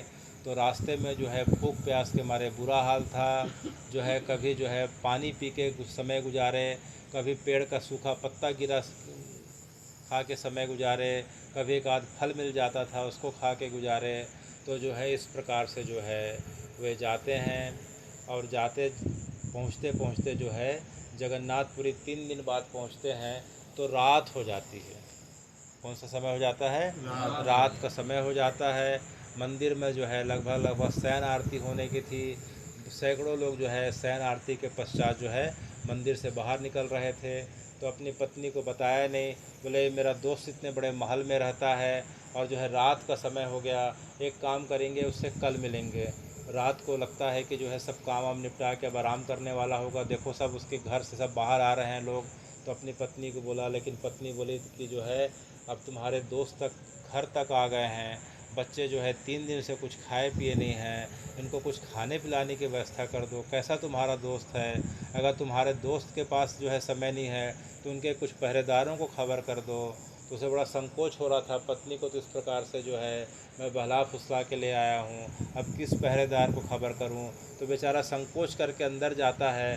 तो मंदिर का जो है शयन आरती के पश्चात पट बंद कर दिए जाते हैं, उसे वहाँ वापस लौटा दिया जाता है और अंदर जाने का प्रयास करता है तो उसे धक्का दे के बाहर कर दिया जाता है। यह देख के जो है बड़ा दुखी हो जाता है। फिर भी बच्चों की याद आती है। तो दक्षिण द्वार पे जो है जगन्नाथ जी का जहाँ खाना बनता है, तो चावल का मड़िया को जो है चावल का मड़िया को जो नाली में बहाया जाता है, तो मड़िया जो है पानी में नाली में बहा के आता है, उसे पेजा नाला बोलते हैं। क्या बोलते हैं? तो उस जगह पे जाता है और जो है वहाँ से जो है थोड़ा सा पेज ला के देता है कि जो है मेरे मित्र ने जो है पेज भेजा है, इसे अभी पी लो और सवेरे जो है 56 भोग कराऊंगा, ऐसा बोला है। तो बच्चे को जो है इस प्रकार से पेज पिला के जो है सो जाता है। और सोने के बाद जो है केवल और केवल जगन्नाथ जी को याद करता है कि मेरे माता पिता ने कहा है कि भगवान जो है आप किसी भी स्वरूप में आप सर्वशक्तिमान हो, सर्वव्यापक हो और अंतर्यामी हो। कम से कम जो है आप मेरी पत्नी और बच्चों के विश्वास की लाज रखने के लिए आप किसी भी रूप में कृपा करें। ऐसा करते करते जो है मन ही मन में सोच रहा था। इधर रात के जो है 2 बज गए। कितने बज गए? 2 बज गए। जगन्नाथ जी के शयन आरती पूरी हो गई, सब लोग चले गए। तो जगन्नाथ जी ने देखा कि मेरा भक्त बाहर में इस प्रकार से मुझे पुकार रहा है। तो जगन्नाथ जी की सोने की थाली में जो है 56 भोग रखे हुए थे। तो सोने की थाली और चांदी में जितने भी भोग की सामग्री थी, जगन्नाथ जी ने सबको इकट्ठा किया और एक बालक का स्वरूप धारण किया और पट के बाहर आ जाते हैं। और बाहर आने के बाद ज़ोर ज़ोर से चिल्लाने लग जाते हैं, बंधु मोहंती कौन है? याजपुर से कौन बंधु मोहंती आया है? तो अचानक उसकी नींद खुल जाती है, क्योंकि नींद में तो था ही नहीं, उसके पत्नी और बच्चे सोए हुए थे। अचानक बोलता है, भैया मैं ही हूँ बंधु मोहंती। तो वह बालक आता है, आप ही बंधु मोहंती हैं? बोले हाँ। अच्छा, तो इसे जो है पुजारी जी ने भेजा है। तो बोले कि पुजारी जी ने भेजा है? बोले हाँ, पुजारी जी को जो है जगन्नाथ जी ने बताया कि जो है उनका एक मित्र आया हुआ है, वह भूखा है 3-4 दिनों से, उसे जाके भोजन कराओ। तो इस प्रकार से जो है बड़ी बड़ी थाली में भोजन आता है, सोने की थाली में। बंधु मोहंती कुछ समझ में नहीं आता है, अपने पत्नी और बच्चों को उठाता है। सोने के थाली के 56 भोग देख के उन्हें विश्वास नहीं होता है। बड़ा स्वादिष्ट भोजन का पा के जो है बड़ा उनका मन तृप्त हो जाता है और जो है पत्नी और बच्चे सो जाते हैं। वह थाली को जो है धो के ला के सोचता है कि वापस कैसे करूं। तब तक वह बालक वहां से चला जाता है, अंतर्ध्यान हो जाता है। तो फिर सोचता है कि पुजारी जी को मैं सवेरे दे दूंगा। कब दे दूंगा? सवेरे। सवेरे मंगला आरती होगी तो सोने का थाली वापस कर दूंगा। तब तक इतना खाना खा चुके होने का पेट भरा रह जाता है, तो उसे भी नींद आ जाती है। वह थाली को सिर में टेक के सो जाता है, थाली का तकिया सिरहाना बना के सो जाता है। तब तक सवेरे की मंगला हो जाती है। अंदर पंडे लोग जाते हैं, देखते हैं कि जगन्नाथ जी की सोने की थाली नहीं है। हाहाकार मच जाता है, सब लोग ढूंढने लग जाते हैं। ढूंढते हुए बाहर आते हैं, देखते हैं कि अरे सोने की थाली यह है और इसके ऊपर सिर रख के सो रहा है। तो उन्हें कुछ समझ में नहीं आया, बस यही समझा कि चोर था और चोरी करके जो है लाया है और थक के सो गया। तो उसे जो है बड़ी पिटाई करते हैं और पिटाई करने के पश्चात जो है जेल के अंदर डाल देते हैं। कहाँ डाल देते हैं? जेल के अंदर डाल देते हैं। उस समय जो है नरसिंह देव तृतीय का शासन हुआ करता था जगन्नाथपुरी में।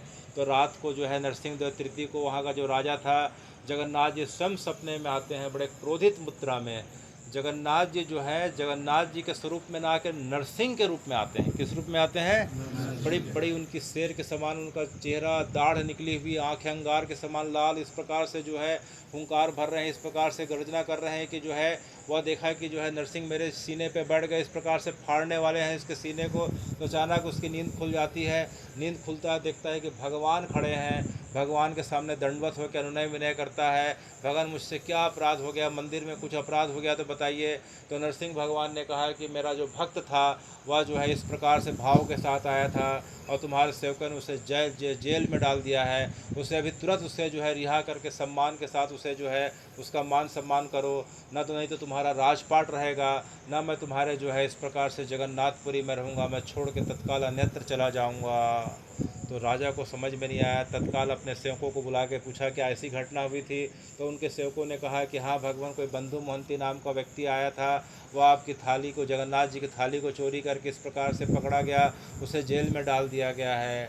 तब जो है राजा दौड़ता दौड़ता जेल में जाता है और बंधु मोहंती के चरणों में गिर जाता है। कह रहे बंधु मोहंती जो है मुझसे बड़ा अपराध बन पड़ गया, आपको जो है बड़ी कष्ट हुई, मुझे साक्षात जगन्नाथ जी ने नरसिंह रूप में आकर जो है आदेश दिया है, मुझे बड़ी फटकार लगाई है। इन्हें भाई बड़े सम्मान के साथ रिहा किया जाए, इन्हें अच्छे अच्छे वस्त्र आभूषण पहनाया जाए।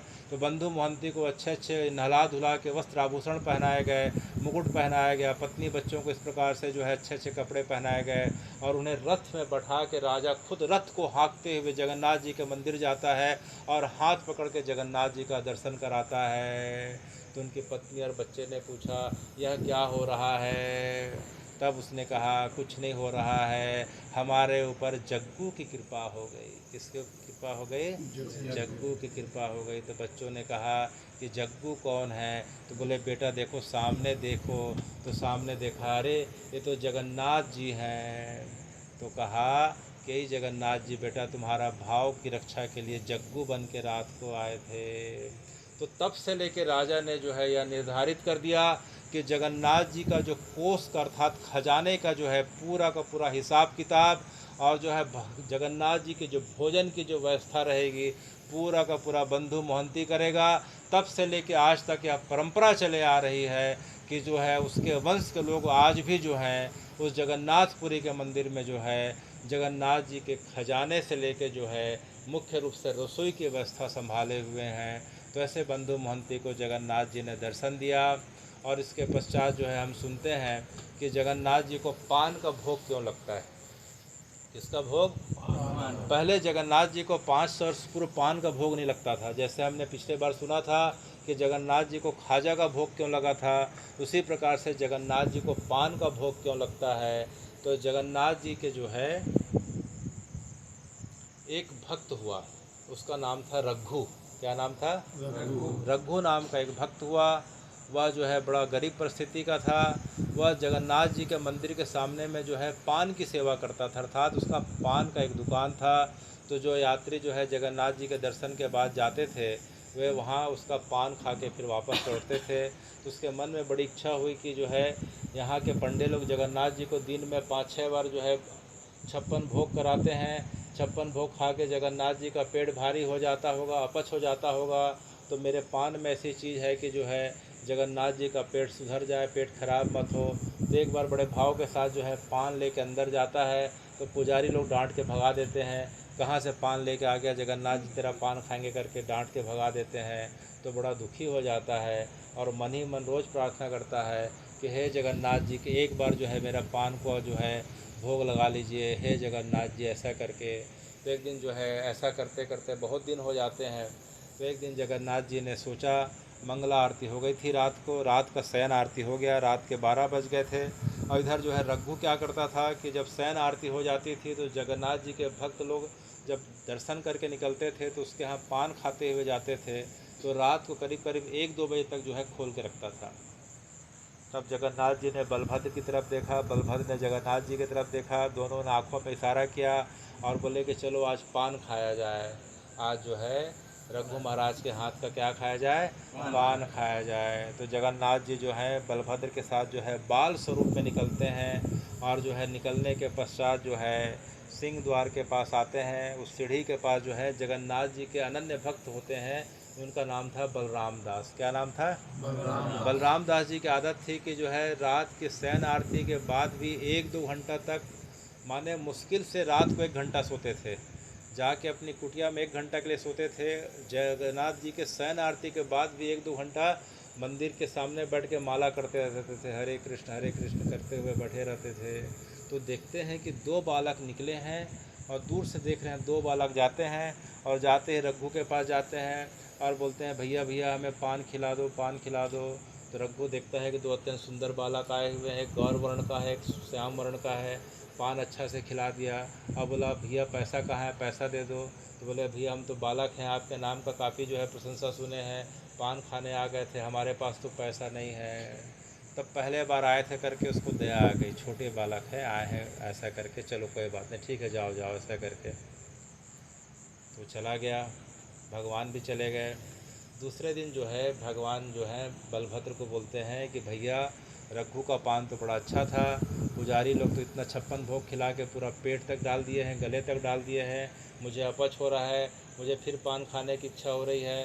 तो जो है फिर दोनों निकलते हैं। तो दूसरे दिन बलराम दास जी ने देखा कि दोनों बालक फिर आए, फिर पान खा लिए। रघु ने पैसा पूछा तो बोले कि जो है हमारे पिताजी ने कहा है कि कल इकट्ठा दे देंगे, ऐसा बोल के जो है फिर वहाँ से चले जाते हैं। बलराम दास जी को लगा कि किस प्रकार के बालक हैं, पर रघुदास जी के पास जाते हैं और बोलते हैं कि भैया तुम्हारे पास जो पान खाने वाले बालक आते हैं तुम मुझसे पैसा लिए कि नहीं? बोले पैसा तो देते नहीं हैं, कुछ ना कुछ बहाना मार के चले जाते हैं। तब बलराम दास जी ने उनके कान भर दिए कि देखो भाई तुम्हारा व्यापार है, व्यापार में इस प्रकार से छोड़ना अच्छी बात नहीं है, फिर तुम्हारा काम कैसे चलेगा, फिर रोज़ रोज़ आएंगे, फिर तुम मना नहीं कर पाओगे। एक काम करना, कल अगर आते हैं मान लो तो कैसे भी करके पैसा मांग लेना, नहीं देंगे तो उनका हाथ कस के पकड़ लेना और बोलना कि जब तक जो है पैसा नहीं दोगे तब तक मैं जो है तुम्हें जाने नहीं दूंगा। तो तीसरे दिन फिर जो है रात के शयन आरती के पश्चात जो है भगवान जो है बलभद्र के साथ पहुंच जाते हैं। इधर बलराम दास जिस सीढ़ी में बैठ के देख रहे थे, देखता हूँ आज क्या होता है। तो जैसे ही जो है पान दिया, बोले पैसा कहाँ है, तो बोले पैसा तो नहीं है हमारे पास, कल दे देंगे। बोले नहीं नहीं, रोज़ रोज़ का नहीं चलेगा। तो जो है जगन्नाथ जी को उसने हाथ पकड़ लिया। रघु ने क्या कर लिया, हाथ की कलाई पकड़ ली। बोले अभी पैसा दो, नहीं तो नहीं जाने दूंगा, मैं लोगों को हल्ला कर दूंगा, तुम्हारी पिटाई होगी। यह देख के जगन्नाथ जी डर जाते हैं, कांपने लग जाते हैं। तब जो है जगन्नाथ जी को क्या होता है कि शयन आरती होती है तो उनको चुनरी उड़ाई जाती है। आप लोगों ने देखा होगा कि चुनरी उड़ाई जाती है, उसमें गीत गोविंद लिखा रहता है। तो कई बार गीत गोविंद जो है चांदी के वर्क में इस प्रकार से लिखा रहता है, कई बार सोने के वर्क में जो है गीत गोविंद की चुनरी उड़ाई जाती है। तो जो है चांदी के वर्क वाली जो है गीत गोविंद की चुनरी ओढ़े हुए थे। जगन्नाथ जी डर गए और जगन्नाथ जी डर के जो है अपने दूसरे हाथ से अपनी चुनरी को निकाल के दे दिए। भैया जो है मेरे पिताजी ने मुझे चुनरी दिया है, इसको रख लो, और कल मैं एक काम करूँगा कि पिताजी के साथ आऊँगा तो पूरे पैसे दे दूँगा, फिर मेरी चुनरी वापस कर देना। बोले अच्छा, ये तो अच्छी महंगी चुनरी है। तो बोले अगर पैसा देगा तो भी से अच्छा, नहीं देगा तो और अच्छा। ऐसा करके फिर जगन्नाथ जी को क्या किया, उसने छोड़ दिया। बलराम दास जी देख रहे थे और बड़े खुश हो गए कि वाह, तुमने बड़ा अच्छा काम किया। जब सवेरे जब सवेरे की जब मंगला के लिए जो है कपाट खोला गया तो देखते हैं जगन्नाथ जी की चुनरी नहीं है। क्योंकि जो पंडा जो रहता है उसको जो है प्रत्येक समय के पंडे को पूरा हिसाब किताब रखना पड़ता है कि जगन्नाथ जी की थाली कितनी, कटोरी कितनी, चुनरी क्या, मुकुट क्या, आभूषण क्या। क्योंकि प्रत्येक समय के जगन्नाथ जी के श्रृंगार बदल जाते हैं, स्वरूप बदल जाता है। तो वहाँ का जो पंडे की जिम्मेदारी होती है कि प्रत्येक समय का जो है एक एक चीज़ों की गिनती रखे। तो जो है जगन्नाथ जी की चुनरी नहीं थी, हाहाकार मच गया, कौन आया, कौन ले गया, कौन ले गया। तो बलराम दास जी भी उस समय मंगला में आ गए, अंदर में हल्ला हो रहा था, चुनरी नहीं है, चुनरी नहीं है। तो बलराम दास जी को समझ में नहीं आया जगन्नाथ जी की चुनरी कैसे चले गई, दरवाज़ा तो बंद था, फिर चुनरी कैसे चले गई, जगन्नाथ जी की चुनरी कहाँ चले गई। तब जो है किसी को कुछ सुराग नहीं मिला। तो बलराम दास जी ऐसे जो है जाके उस पान वाले रघु के पास बैठ जाते हैं। बोले रघु, जगन्नाथ जी की चुनरी चोरी हो गई है। बोले अच्छा, चुनरी चोरी हो गई। बोले बता रहे हैं कि जगन्नाथ जी की चुनरी कौन सी रंग की थी। बोले लाल रंग की थी। अच्छा, यह सुनते रघु का माथा ठनका, लाल रंग का था और उसमें चांदी का वर्क में जो है उसका नाम लिखा हुआ था। अच्छा, ऐसा सुनते जो है रघु ने जो है अंदर से चुनरी को निकाला और पूछा कहीं यही चुनरी तो नहीं है। बोले यही चुनरी है। बोले यहाँ कैसे। बोले आपके वही तो बालक आए थे, कल उन्होंने पैसा नहीं दिया तो मैंने उसका हाथ पकड़ लिया, तो उन्होंने चुनरी जो है मुझे छोड़ के चले गए।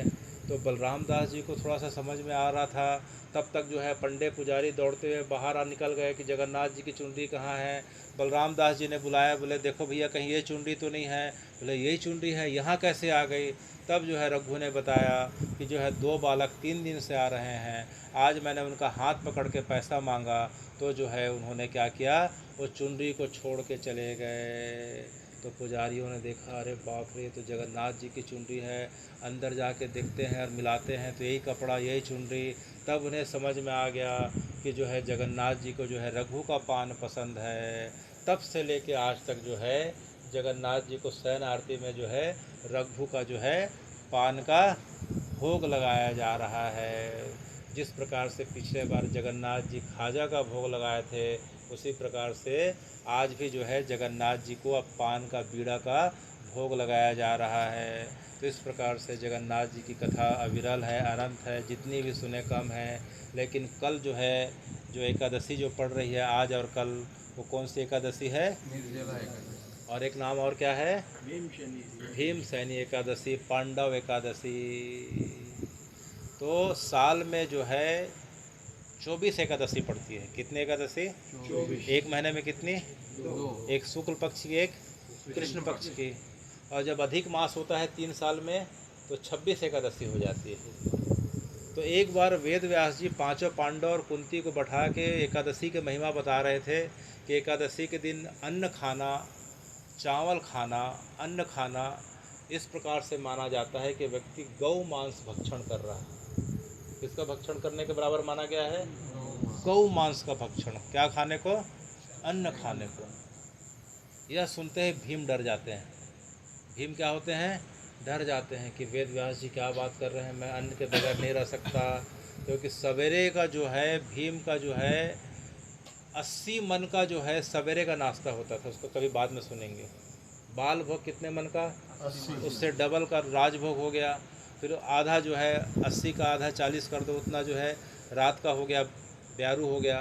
तो कहने का मतलब सुन के जो है वेद व्यास जी की बात को सुन के जो है भीम डरने लग जाते हैं। बोले कि जो है मैं तो खाने के बिना रह नहीं सकता, और आप बोल रहे हैं कि साल में 24 बार एकादशी रहना है। तो वेद व्यास जी ऐसी कृपा करें कि एक आध ऐसी बताइए कि मैं एक रह सकता हूँ, एक से ज़्यादा नहीं रह सकता हूँ। तो कुछ ऐसा उपाय बताइए कि एक एकादशी में मुझे जो है 24 एकादशी का फल मिल जाए। तब वेद व्यास जी ने कहा कि जो है जेठ महीने की जो है शुक्ल पक्ष की जो एकादशी पड़ती है, अभी कौन सा महीना पड़ रहा है, जेठ का महीना, ठीक है। महीनों में 12 महीनों में सबसे बड़ा महीना अभी शुक्ल पक्ष चल रहा है। तो जेठ महीने की शुक्ल पक्ष की जो एकादशी पड़ती है, उस एकादशी को कोई व्यक्ति अगर निर्जला रह लेता है, निर्जला माने अन्न के और जल के बिना रह लेता है, तो उसे 24 और 26 एकादशी का फल मिल जाता है, और उसे सीधे जो है भगवान की जो है भक्ति जो है उसे मिल जाती है। क्योंकि जो एकादशी है, एकादशी क्या है आपको पता है? भगवान से हम क्या मांगते हैं, भक्ति मांगते हैं ना। भगवान आपके हमें क्या मिल जाए, भक्ति। और भक्ति की माँ कौन है, एकादशी। भक्ति की माँ कौन है, एकादशी। तो एकादशी का व्रत करने से हमें अपने आप भगवान की भक्ति जो है प्राप्त हो जाती है। इसलिए एकादशी का जो है नाम जो है, एक नाम जो है एकादशी कोई भी पढ़ती है उसका नाम है हरिवत्सर, ठीक है। भगवान का उत्सव, भगवान इस दिन अत्यंत प्रसन्न रहते हैं। भगवान की प्रसन्नता प्राप्त करनी हो तो उनके साथ सायुज्य होने का एक तरीका है कि हम एकादशी रहें, हम अन्न का त्याग कर दें। किसका त्याग कर दें, अन्न नहीं खाना चाहिए। जो व्यक्ति अन्न का त्याग बड़े मुश्किल से कर सकते हैं उनके लिए फल खाने का नियम है। जो व्यक्ति जो है, कई व्यक्ति जो है फल की रुचि नहीं है तो बस दूध पी के रह लें। दूध भी जो है अगर नहीं है, अगर और जो है अच्छा से करना है तो जल पी के रह लें। और सबसे श्रेष्ठ है कि जो है इस एकादशी को निर्जला रखा जाए तो 24 एकादशी का फल मिल जाता है। तो भीमसेन ने जो है इस दिन जो है एकादशी जो रखने का प्रयास किया, और रात के जो है 2 बजते तक उन्हें बहुत प्यास लगने लग गई। उस समय भीमसेन जो है ऋषिकेश के आगे जो है हिमालय के ऊपर जाते हैं। ऋषिकेश के ऊपर बद्रीनाथ के रास्ते पे जो है नीलकंठ महादेव के आसपास थे। तो रात को 2 बजे बहुत प्यास लगने लग गई। तो उन्होंने क्या किया कि ज़मीन में एक अपना जो है पैर का प्रहार किया। पैर के प्रहार से जो है गंगा जी की धार प्रकट हो जाती है, और उस धार में बैठ जाते हैं और जो है ठंडा ठंडा स्नान कर लेते हैं। स्नान करने से उनकी प्यास भी जो है मिट जाती है, मन शीतल हो जाता है, और उनके मन में जो है बार बार भगवान की करुणा याद आने लग गई कि हे भगवान, देखते देखते 2 का अब 3 बज गया, अब 4 बजने वाला है। आपने मेरे एकादशी के संकल्प को पूरा कर लिया। और जो है ज़ोर ज़ोर से भगवान के नाम का जो है इस प्रकार से जो है उच्चारण करने लग जाते हैं, और उनकी एकादशी को भगवान पूर्ण कर लेते हैं। तो किस नाम का उच्चारण किया भीमसेन ने? हरे कृष्ण कृष्ण कृष्ण हरे हरे, हरे